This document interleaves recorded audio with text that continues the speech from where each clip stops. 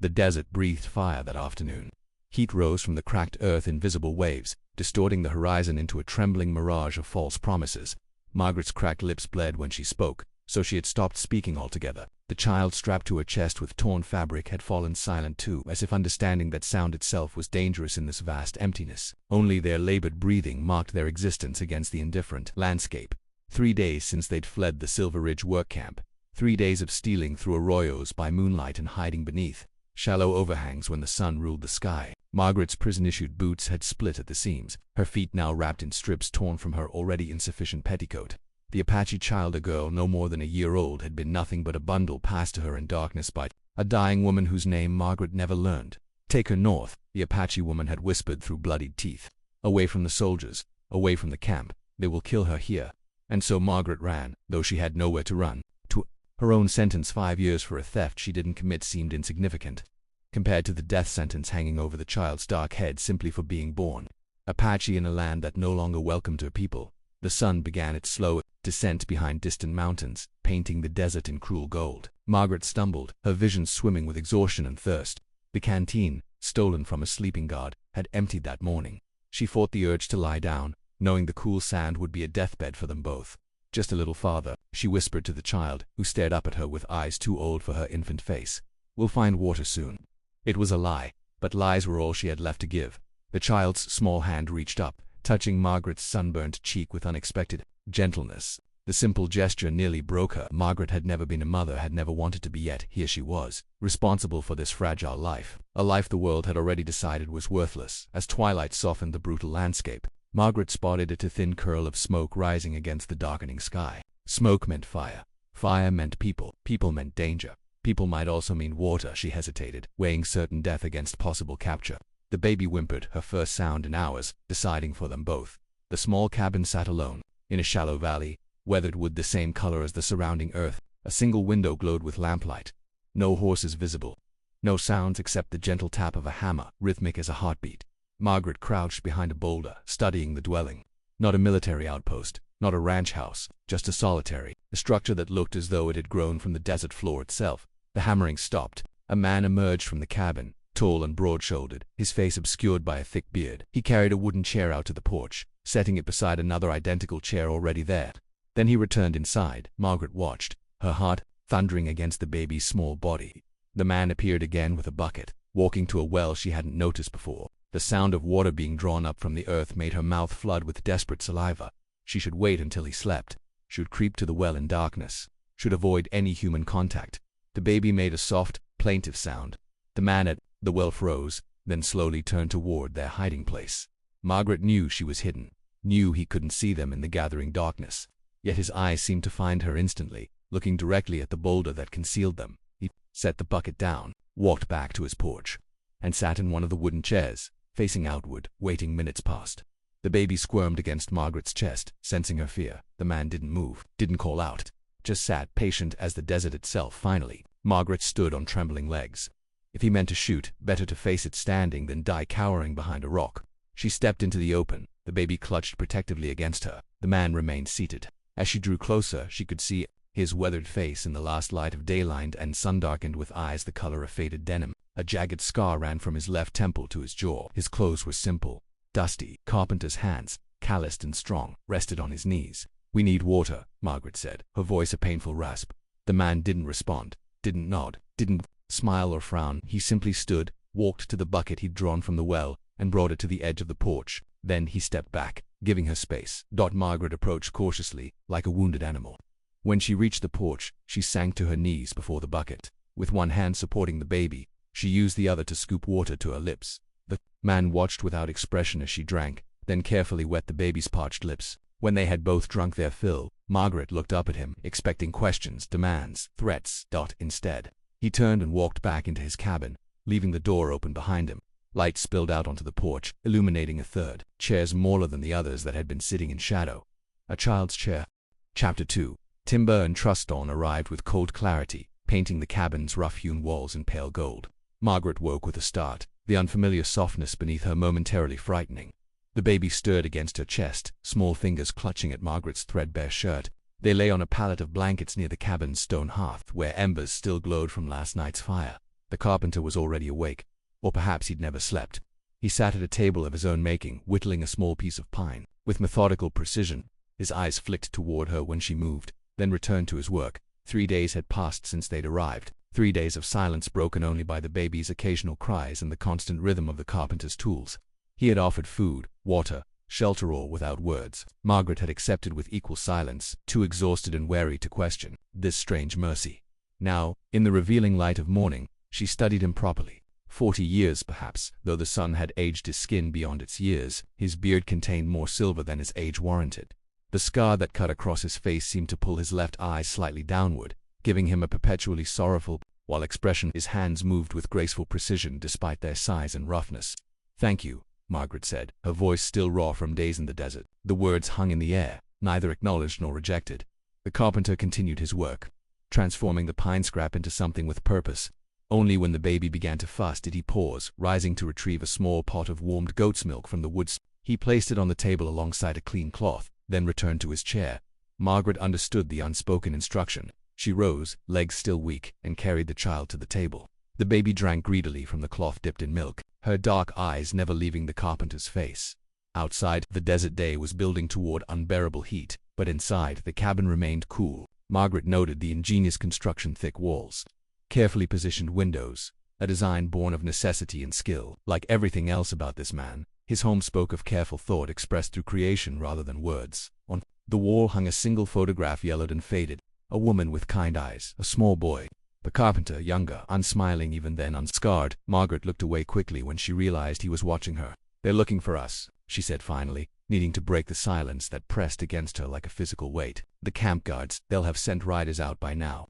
The carpenter nodded once. He knew, of course he knew. No one lived alone in this wilderness without understanding its dangers. He stood, motioning for her to follow. Behind the cabin stood a small workshop, its interior fragrant with sawdust and varnish.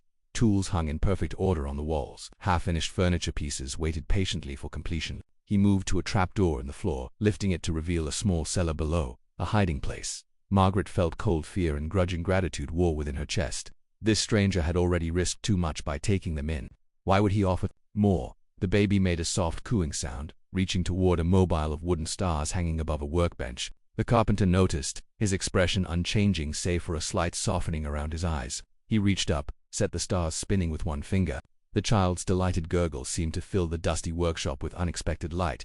That afternoon, while the baby slept, Margaret ventured outside for the first time. Her prison-issued clothes had been replaced by simple garments left outside the small attached room where she'd bathed the previous evening. A long skirt, a cotton blouse, both worn but clean. They hung loosely on her work-camp thin frame, but offered dignity she'd long been denied. The carpenter worked beneath a crude lintel, planing long boards into smooth submission. Sweat darkened his shirt despite the shade. Margaret watched his methodical movements, the way he seemed to speak to the wood through his hands. When he began to lift a particularly heavy beam, she moved forward without thinking, taking its opposite end. He paused, surprised. Their eyes met over the length of timber. Something passed between them, not quite trust, but its distant relation. Together they positioned the beam on horses. Together they worked in the heat of the day, her weak arms growing stronger with each plank moved, each nail hammered. When the sun began its descent, casting long shadows across the workshop, the carpenter stepped back to assess their progress. A cradle was taking shape beneath their combined efforts. Small, simple, sturdy, for the Apache child who slept inside. That evening, as Margaret fed the baby by firelight, she spoke again, words falling like water after a drought. "My name is Margaret Byrne. They arrested me in Tucson for stealing a silver brooch from my employer. I didn't take it." She paused, surprised by her need to claim innocence to this silent judge. "But it doesn't matter now." The carpenter nodded, acknowledging her words without offering any in return. His hands remained busy, carving a small wooden horse with meticulous care. The baby, her mother died in the camp. They kept the Apache women separate, used them for laundry work. This little one was born there. Margaret's fingers traced the child's soft cheek. Her mother called her Joni. It means beautiful in their language. At this, the carpenter looked up. Something flickered in his eyes, recognition perhaps. He set down his carving knife and reached for a leather-bound book on a nearby shelf. Opening it, he turned to a blank page and picked up a pencil. His hand moved across the paper with surprising grace. When he turned the book toward her, "Margaret," I saw a single word written in careful script, Joseph. His name. A gift offered in exchange for hers. She nodded, suddenly unable to speak past the tightness in her throat. Outside, the desert wind picked up, sending dust devils spinning across the hard-packed earth. Inside, something equally elemental shifted and settled between them, fragile as a spider's web, strong as the timber they'd worked together. Chapter 3. Blood and Timber. Months passed like water seeping into parched earth, slowly at first, then all at once. Summer heat gave way to autumn's gentle warning of winter to come. The desert changed its colors, subtle shifts only visible to those who knew how to look. Joseph knew, but he watched the land as others might read books, interpreting each change in light and shadow. Margaret learned to read him the same way. His silence no longer felt like absence but like another language, one spoken through the tilt of his head, the tension in his shoulders, the rare softening around his eyes when Najoni reached for him. The baby had grown plump on goat's milk and mashed vegetables from Joseph's small garden. Her dark eyes followed the carpenter's movements with solemn curiosity. They had fallen into rhythms. Morning work in the shop, Margaret's hands growing calloused to match his. Afternoons tending the garden and goats, while Joseph journeyed into town for supplies, always returning with something small, a ribbon for Margaret's hair, a wooden toy for Najoni. Evenings spent in shared silence by the fire, the only sounds the crackling flames and the scratch of Joseph's pencil in his journal. He wrote more than he spoke. Sometimes he would pass the journal to Margaret, sharing observations about the weather, questions about the furniture they built together, memories that seemed to surface unexpectedly, fragments of a life kept carefully contained. On this particular morning, Margaret sat on the porch shelling beans while Najoni slept in her cradle beside her. The distant sound of hoofbeats froze her hands mid-motion. Riders approached, 3, maybe 4. She gathered Najoni and slipped inside, heart hammering against her ribs. Joseph emerged from his workshop, wiping sawdust from his hands. He motioned toward the cellar trapdoor they'd prepared for this moment. Margaret hesitated, then shook her head. "We can't keep hiding forever," she whispered, though they'd never discussed leaving. The thought of returning to the world beyond this sanctuary made her chest constrict with fear. Yet she knew their borrowed peace had always been temporary. Joseph studied her face, then nodded once. He took Najoni from her arms with practiced gentleness, tucking the still sleeping child against his broad chest. With his free hand he reached for the rifle mounted above the door, a tool she'd never seen him use, though she'd sometimes heard him cleaning it late at night. The riders entered the clearing. Through the window, Margaret recognized the uniform of the territorial marshals, not camp guards, but lawmen nonetheless, men who would recognize a fugitive, men who would see Najoni as contraband rather than child. Joseph handed the baby back to Margaret and stepped onto the porch, closing the door firmly behind him. Through the window, she watched him greet the marshals with a nod, his posture relaxed but alert. "Joseph Kingsley," one marshal called. "Been a while since anyone's seen you in town." Joseph nodded again. "Looking for a woman," another said, dismounting. "Escaped from Silver Ridge about a month back. Took something that wasn't hers." Again, the marshal chuckled, the sound ugly in the clear morning air. "Prison says she's done it before. Thieving's in her nature, apparently." Margaret's fingers tightened around Najoni. The baby stirred but didn't wake. "Seen anyone passing through?" the first marshal asked. "Woman, 30 or so, red hair. Traveling with her." He hesitated, glancing at his companions. "With an Indian." "Child." Joseph shook his head slowly. "Don't suppose you'd mind if we took a look around?" The marshal didn't wait for permission, already moving toward the cabin door. Joseph stepped sideways, blocking his path. His hand didn't move toward the rifle slung across his back, but something in his stance made the marshal pause. "Come now, Kingsley, we know you don't cotton much to company, but this is official business." Inside, Margaret moved silently toward the back door. Joseph's gaze flicked toward the window for just a moment, long enough to see her, to understand her intention. His slight nod might have been imperceptible to anyone else. "What happened to your family, anyhow?" another marshal asked, his tone deliberately casual. "Heard different stories over the years." Joseph's face remained impassive, but Margaret saw his shoulders tighten. "Some say Apache raiders, some say fever, some say you did it yourself." The marshal spat tobacco juice onto Joseph's clean-swept porch. "Man living alone this long, people talk." Margaret slipped through the back door as the confrontation continued. Clutching Najoni to her chest, she moved toward the workshop, not to hide they would search there eventually, but for something else. Something Joseph had shown her in those quiet evenings by the fire. The journal lay open on his workbench, a pencil beside it. On the page, written that morning in his careful hand, *Northridge, cave behind the split oak. 3 days' supply hidden. Wait for me. He had known this day would come, had prepared for it as methodically as he built his furniture. Outside, voices rose, the marshal's patience wearing thin. Joseph's silence a wall they couldn't breach. Margaret gathered the small pack Joseph had assembled weeks ago: water, dried meat, matches, and knife. She strapped Najoni to her chest with a carrier Joseph had fashioned from leather and canvas. Through the workshop window, she could see the confrontation escalating, one marshal with his hand on his pistol, Joseph, still calm, shaking his head, refusing them entry. buying her time with the only currency he possessed himself. Chapter 4. Ashes and Dawn. 7 days passed in the cave's cold embrace. 7 days of Margaret whispering stories to Najoni by firelight, rationing their dwindling supplies, straining for sounds of pursuit or return. The cave itself seemed alive, breathing damp air, weeping moisture down stone walls, offering shelter with reluctant hospitality. On the 8th morning, Margaret woke to smoke, not the controlled smoke of her small fire, but heavy, distant billowing that stained the sky visible through the cave's narrow entrance. She climbed to the ridge with Najoni secured against her chest, the child quiet as if sensing the need for silence. From this vantage point, the carpenter's cabin was visible in the valley below, what remained of it. Blackened timbers reached toward the sky like accusing fingers. The workshop, the garden, the goat pennel consumed. No movement stirred the ashes. No figures circled the destruction. Margaret's legs gave way beneath her. She sank to the ground, one hand pressed against her mouth to contain the sound. Trying to escape, Najoni reached up, touching her wet cheek with curious fingers. Joseph was gone. The marshals had burned his world rather than leave empty-handed. That night, cold descended with merciless clarity. Their supplies wouldn't last another day. The decision formed like ice crystals, beautiful, sharp, inevitable. They would have to leave these mountains, find a settlement, perhaps continue north as the Apache mother had instructed. As Margaret gathered their meager belongings, something scraped against stone outside, not wind, not animal. She froze, knife in hand, positioning herself between the sound and the sleeping child.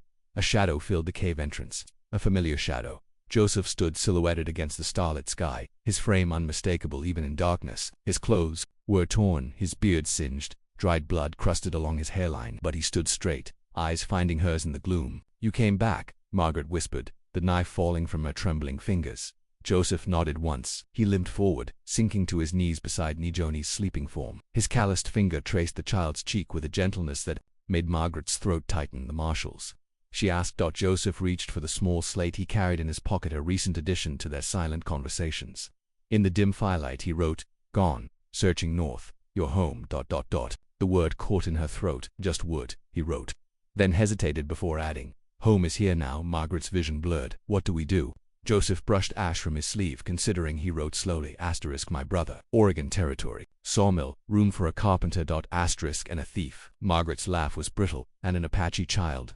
Joseph's scarred face softened in the firelight. He wrote, "A family." The word hung between them, fragile as spider silk, strong as timber joinery. At dawn, they descended from the cave. Joseph had hidden a wagon on the far side of the ridge, purchased in a neighboring town months earlier, prepared for this very possibility. Their few possessions were loaded quickly. Najoni, wrapped warmly against the morning chill, watched the proceedings with solemn eyes. Before they departed, Joseph stood at the edge of the clearing, gazing at the ruins of his solitary life. Margaret joined him, her hand finding his first touch. They had shared beyond work, beyond necessity. "You could have let them take us," she said quietly. "Saved everything you built." Joseph shook his head.